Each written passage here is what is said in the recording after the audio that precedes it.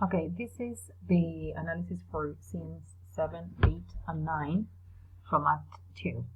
It starts with the first performance of Figaro that takes place at the theater.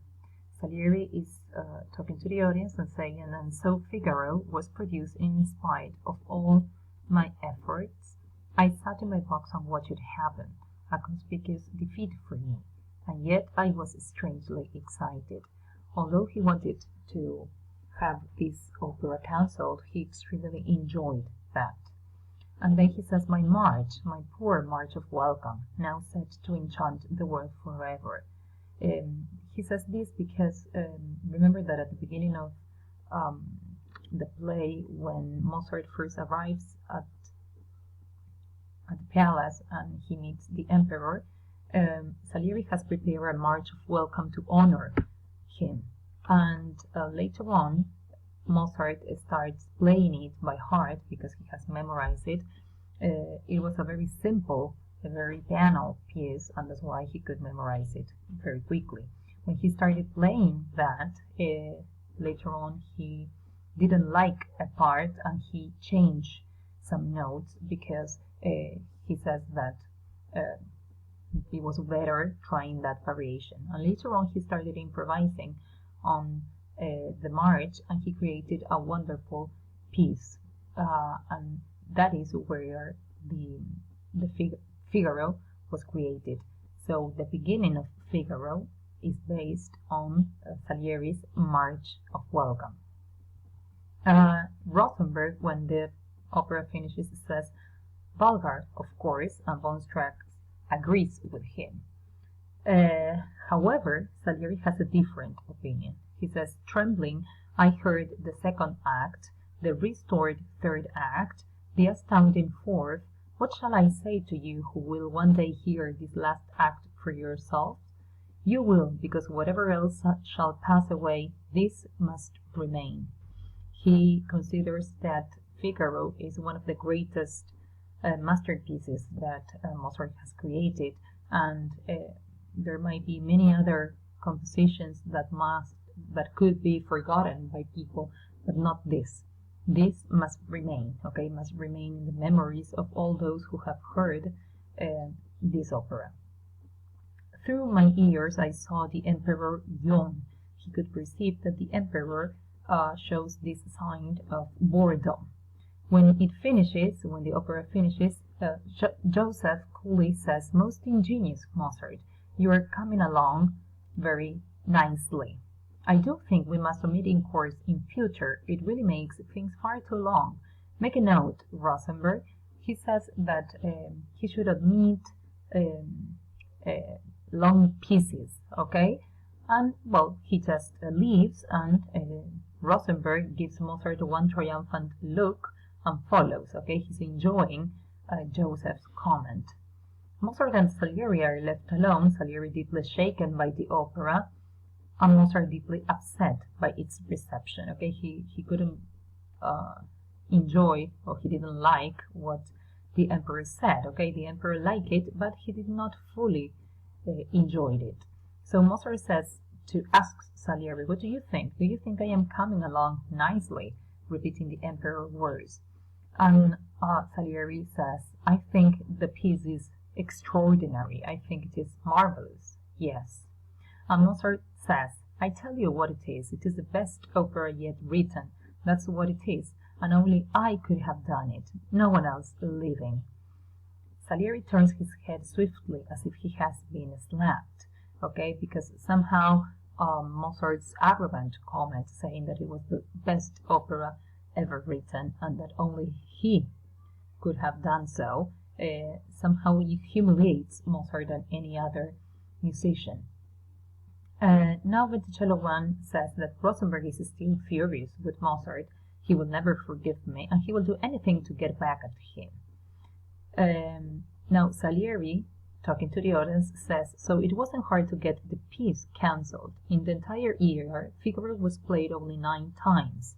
And for an opera like that, 9 times to be performed at the theater was something very insignificant, okay? So it was not successful. Okay, the reception it has, it was not that good. My defeat finally turned into a victory, and God's response to my challenge remained as inscrutable as ever. Was he taking any notice of me at all?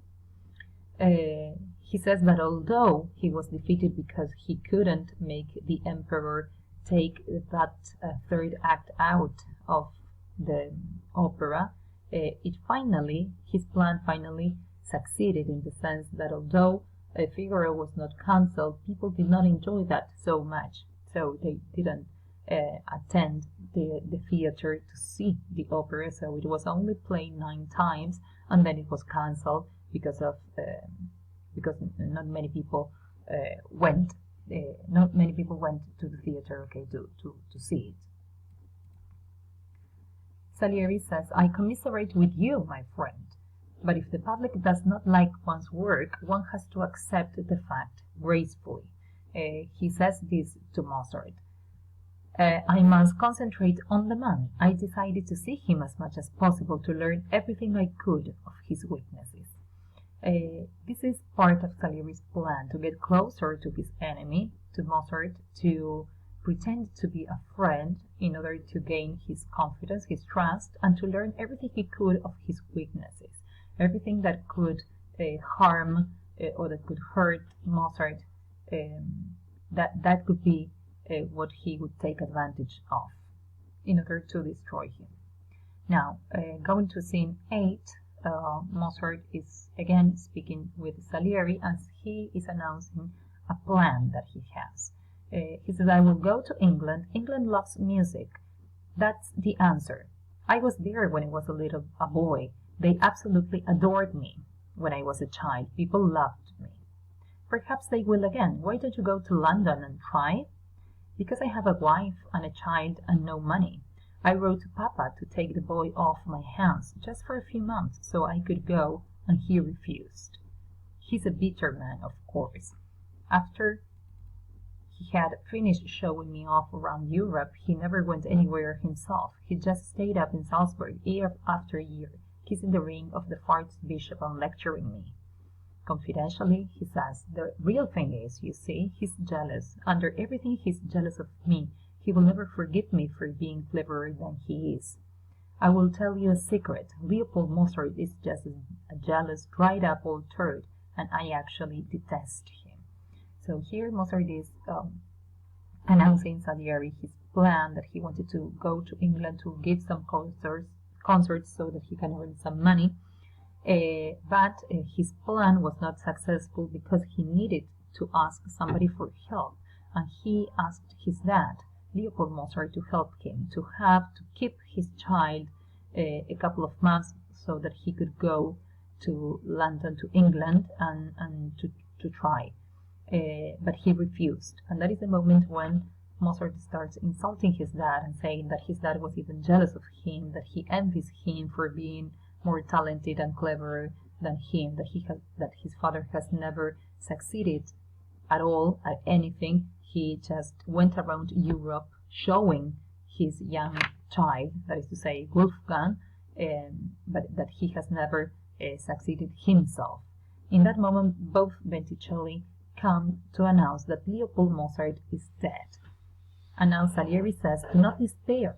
Death is inevitable, my friend. But Mozart reacts in a very desperate way, especially because of everything that he has said against his dad some minutes before. Mozart says, he watched for me all my life, that is to say, he cared for me, and I betrayed him. I talked against him. Now distressed, confused, he says, I married where he begged me not. I left him alone. I danced and played billiards and fooled about, and he sat by himself night after night in an empty house and no woman to care for him.